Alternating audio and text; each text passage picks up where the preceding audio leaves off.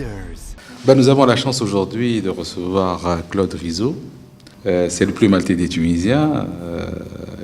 Il est en fait français, maltais, mais surtout tunisien dans l'âme. Il appartient d'un côté à la 6e génération de Maltais établis en Tunisie, d'autre à la 4e. C'est un auteur prolixe, de grand succès. Vous connaissez le Maltais de Bab el-Khadr, un livre qui a cartonné à peu près plus de 50 000 exemplaires chez Lafon en France. On lui doit des textes très très intéressants où il y a ce côté non seulement conteur orientaliste, mais surtout cette fraîcheur méditerranéenne. On sent le poisson dans ce qu'il écrit, on sent le jasmin. D'ailleurs, l'un de ses livres, il s'appelle précisément « Au temps du jasmin ». Monsieur Rizzo, merci d'être venu. C'est un plaisir. Je sais que vous parlez arabe, mais on va parler en français. Qu'est-ce que vous retenez de tout ce parcours de plus de 70 ans à la croisée de cette Méditerranée à partir de la Tunisie? Une extraordinaire richesse. Vous savez, les identités plurielles sont source de richesse, si vous voulez. Je porte en moi ces 3 pays. Et c'est en plus, vous voyez, la Tunisie, c'est le pays de ma jeunesse, c'est le pays où sont nés mes ancêtres, c'est le pays où est enterrée ma mère, si vous voulez. Donc en fait, ce pays, je le porte en moi et jusqu'au dernier jour, il sera en moi, si vous voulez. Et vous êtes nostalgique de cette Tunisie cosmopolite? Oui, tout à fait, tout à fait. L'image que j'ai, moi, de Tunis, c'est une ville qui réunissait, si vous voulez, ces communautés, qui était riche de ces communautés, qui était en même temps, si vous voulez, sans vouloir tomber dans le manichéisme, si vous voulez, ou sans embellir la chose, qui vivait quand même dans une certaine fraternité, qui a existé jusqu'aux années 50, si vous voulez, où les événements venus d'ailleurs, si vous voulez, ont créé soudain un raidissement, nationalisme, vous savez, enfin, vous connaissez l'histoire aussi bien que moi. Voilà. Et à partir de là, on a vu s'effriter, si vous voulez, les rapports entre les Juifs, les Tunisiens, les Maltais, qui ont été, à ce moment-là, nous avons été assimilés aux Français, si vous voulez, on est devenus colonisateurs. Il y a toute une image néfaste qui a collé tout d'un coup à ces communautés qui pourtant, si vous voulez, étaient là bien avant l'arrivée des Français et qui méritaient à ce titre peut-être plus le titre de Tunisien que le titre de Français qu'on nous a collé d'office. Comme vous savez, les Maltais ont été naturalisés sans qu'on leur demande leur avis. Absolument. Avant d'être pêcheur, maçon et dans divers métiers, vous n'avez pas eu l'impression que les Maltais étaient les vrais sous-prolétaires de Tunisie? Oui, c'était les pauvres parmi les pauvres, si vous voulez, hein, dans les communautés étrangères qui vivaient en Tunisie, c'était vraiment les pauvres parmi les pauvres. C'est évident, ils arrivaient, vous savez, ça me rappelle les réfugiés d'aujourd'hui, parce que mes ancêtres sont arrivés dans des bateaux de pêche. Oui. Ils sont arrivés de nuit, ils ont débarqué à Sousse. La seule différence, c'est qu'ils étaient acceptés, ils ont été relativement bien accueillis par les populations. Il faut dire aussi qu'il y avait un phénomène propre à Malte et à la Tunisie, enfin des phénomènes différents. C'est qu'à Malte, à l'époque, vous aviez 657 habitants au kilomètre carré et en Tunisie, 17 habitants au kilomètre carré. Donc ça laissait de l'espace. Il y avait de l'espace pour tout le monde, si vous voulez. Et si les premiers arrivés ont souffert, si vous voulez, de la misère, parce qu'ils arrivaient avec rien, etc., les générations d'après se sont très bien acclimatées. Et c'est vrai que ça a toujours été la communauté étrangère qui a été la plus proche de la communauté que des Tunisiens. Absolument, oui. Hein, la langue, les coutumes, les traditions, etc. faisaient que... L'intégration... Voilà. D'ailleurs, la France, en arrivant, la France avait besoin d'interprètes, si vous voulez, pour communiquer. C'était tous des Maltais, les interprètes étaient tous Maltais. C'est vrai. Vous avez été orphelin à 3 ans. Oui. C'était un moteur dans votre vie? Ça a été en même temps le drame de ma vie et en même temps, je dirais, la richesse de ma vie. Parce que le fait d'avoir été orphelin a fait que j'ai grandi dans la rue. J'ai grandi dans la rue, mon père s'était remarié, bon, j'avais pas d'excellent rapport avec sa seconde épouse, et j'ai vécu dans la rue, et la rue m'a donné une richesse fabuleuse. À Bab el-Khadra. Bab el-Khadra, voilà. Vous savez que... Vous étiez né en 1943. C'est ça. Une anecdote, si vous voulez, c'est que notre grand plaisir était le cinéma, et donc nos familles pauvres, et surtout la mienne, ne pouvaient pas nous offrir le cinéma tous les dimanches, et nous avions monté une petite entreprise avec les copains maltais, on s'appelait la bande des Maltais de Bab el-Khadra. Nous faisions les courses de tout le quartier. On avait même une brouette et on partait. Alors, à l'époque, on marchandait, si vous voulez, on marchandait, vous savez. Il est arrivé un moment où nous avions tellement de pouvoir d'achat que nous obtenions des prix pour nos clients meilleurs que s'ils allaient eux-mêmes au marché. Et donc, voilà, chacun nous donnait une petite pièce après, une petite pièce qui aujourd'hui a 1 ou 2 dinars, vous voyez, avec ça. Ben, nous avions le cinéma tous les dimanches, le Palmarium, le Colisée, voilà, le Passage où on allait. Deuxième moteur de votre vie, la pauvreté. La pauvreté, oui. La pauvreté m'a valu un incident, disons, qui m'a marqué à jamais.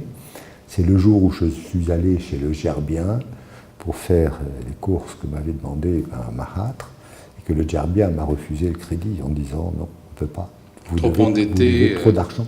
On ne peut plus vous donner. Ah, et là, ça a été une vexation totale et qui m'a marqué. J'ai juré ce jour-là, j'ai dit jamais, plus jamais tu me manqueras d'argent, plus jamais, plus jamais. Et, voilà. Le sens du commerce acquis à travers cette brouette à Bab el-Khadra s'est développé en vous après en tant qu'entrepreneur, chef d'entreprise?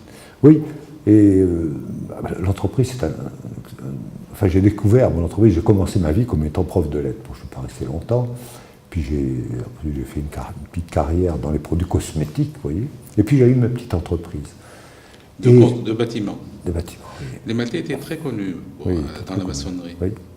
Et vous l'avez monté en France. J'ai monté en France. Et voilà, j'ai développé. Et puis je pense avoir eu toujours d'excellents rapports avec mes clients, avec le personnel, etc. Ce qui a fait de moi, je le dis avec beaucoup de modestie, si vous voulez, un chef d'entreprise apprécié par les banquiers, etc. Et ma petite entreprise, quand je l'ai achetée, il y avait 14 personnes. Quand je l'ai vendue, il y avait quand même 180 personnes. 180 personnes. Voilà, donc ça a été... Comment vous étiez parti faire vos études à Aix-en-Provence? C'était pas votre pays, c'était pas votre culture naturelle. Oui, et puis, c'était dans des années difficiles. Hein. Oui, et puis j'étais certainement un des étudiants les plus pauvres de la fac d'Aix, puisque j'allais décharger les camions au marché à Marseille. On partait avec un copain qui avait une Vespa, on allait décharger les... Il était aussi pauvre que moi, c'était un Arménien. On était toujours ensemble, on allait faire la vaisselle dans les restaurants le début samedi des soir, années 60, etc. Oui. C'était début des années 60 61, oui, c'est ça. 61. C'était dur en France à l'époque, avec l'arrivée des pieds noirs. C'était très difficile parce qu'en plus nous étions, voilà, exactement, vous savez qu'il y a eu un racisme anti-pieds noirs. Et nous, les gens de Tunisie, qui pourtant, moi j'ai appris ce nom pieds noirs en arrivant en France. Hein. Non, j'ai entendu ce nom à l'arrivée des pieds noirs, des gens d'Algérie. Moi je ne savais même pas que j'étais pieds noirs. On n'avait pas le droit à ce titre. Voilà, donc on a été un pied noir maltais de Tunisie. On a été assimilés, si vous voulez, à cette population. Et donc on a souffert un petit peu du racisme. Oui, on a connu le racisme anti-pieds noirs. En plus, quand je suis arrivé en France, c'était la fin de l'Algérie. Oui. Et donc il y avait cette opposition, si vous voulez, entre les gens de l'Algérie française, et la faculté était en bouillonnement. Hein. Moi, la politique ne m'intéressait pas beaucoup, mais on était assimilés. Et d'ailleurs, après, quand j'ai fait mon service militaire, si vous voulez, j'ai trouvé dans l'armée française ce même affrontement, si vous voulez, entre les gaullistes, les gens qui faisaient partie de l'Ouest. Pourtant, je pensais que l'histoire était terminée, pas du tout, elle vivait encore. Et elle a mis longtemps à s'estomper, à disparaître. Je dirais que pour nous, si vous voulez, l'indépendance de la Tunisie n'a pas été un choc. Ça n'a pas été un choc. On aurait tout à fait bien pu continuer à vivre en Tunisie après l'indépendance. Ce qui a été pour nous la rupture, ça a été l'affaire de Bizerte. L'affaire de Bizerte a été un drame et elle a provoqué véritablement le départ de ceux qui étaient encore là, comme parmi les Européens, si vous voulez. C'était terrible. Il y a eu des vagues successives, il y avait aussi la collectivisation, il y avait 67, la guerre des 6 jours. Ouais, ça, c'est qui a touché la communauté israélienne. Quand est-ce que vous êtes mis à écrire pour votre premier J'ai toujours roman? écrit. Toujours. Si vous lisez le Alors, comment c'est venu, si vous voulez? Oui. Si vous avez lu le Maltais de Bab el-Khadra, vous avez sans doute noté que j'étais un raconteur d'histoire. J'adorais raconter l'histoire à mes amis. Et ça a duré jusqu'à l'adolescence. Et puis à l'adolescence, on devient un peu timide, si vous voulez.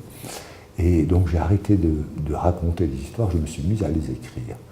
Et j'ai retrouvé, il n'y a pas encore longtemps, encore une grande caisse avec plein de cahiers que j'avais noircis tout au long de ma vie, jusqu'à ce fameux jour où j'ai vendu mon entreprise, où j'ai dit je vais m'installer comme écrivain. Ça a fait d'ailleurs faire rire tout le voisinage et les amis.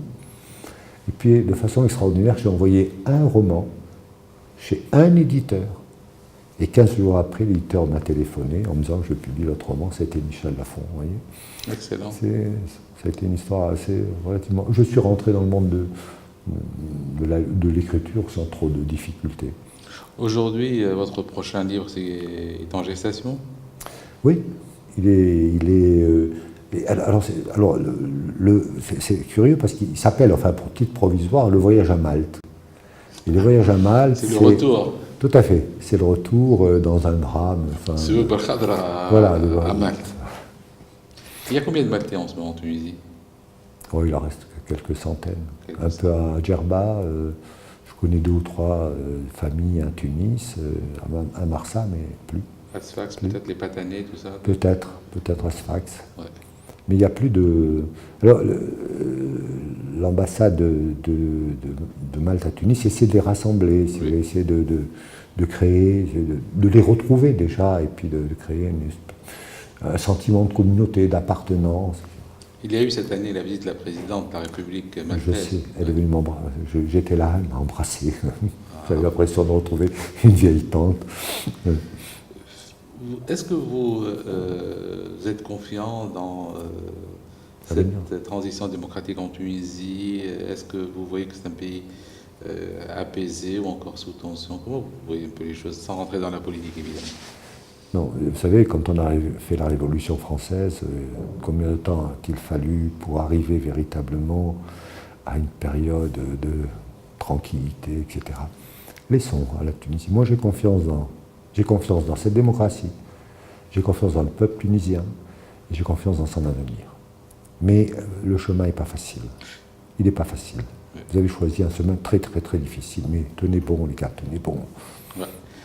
La Méditerranée, qui est maintenant au centre du monde avec les enjeux stratégiques, mais n'a pas retrouvé sa vocation culturelle, identitaire, économique aussi.